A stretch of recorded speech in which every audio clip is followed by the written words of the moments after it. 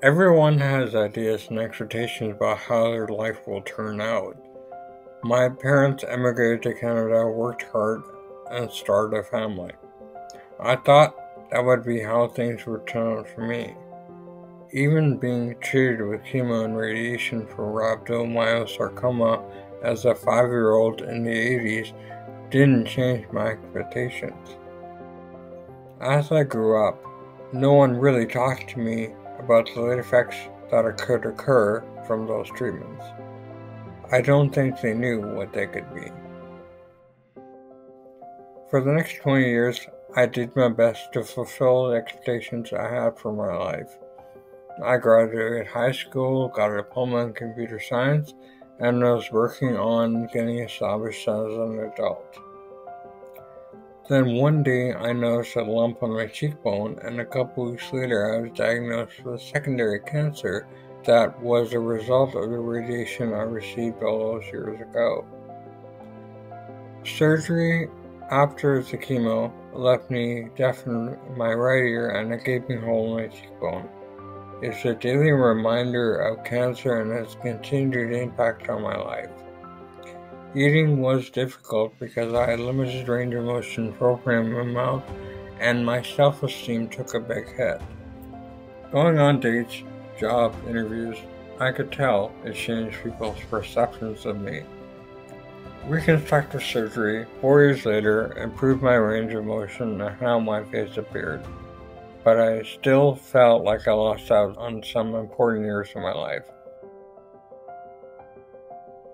Finally, after years of interruptions, I graduated with a degree in business and started my own bookkeeping company. And around this time, I first went to the brand new Late Effects Adult Follow-Up Clinic, or the LEAF Clinic, in BC. For 20 years, I had been followed up by the same radiation oncologist, but at the LEAF Clinic was the first time I sat down with a social worker. She asked me about all the life things that no one had asked me before: finances, mental health, employment, and eventually referred me for some additional assessments. I found out that I was good at remembering numbers, but my short-term memory and ability to multitask was significantly impacted by brain fog from treatment all those years ago.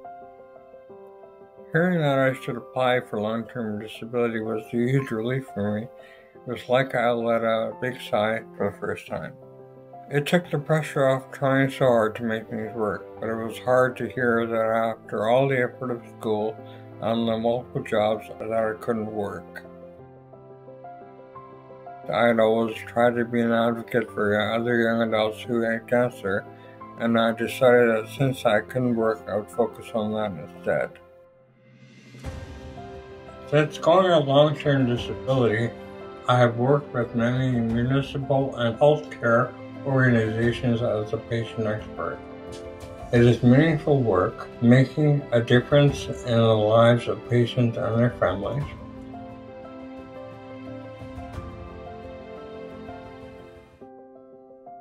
I continue to have late effects, including 2 strokes and the removal of my right eye.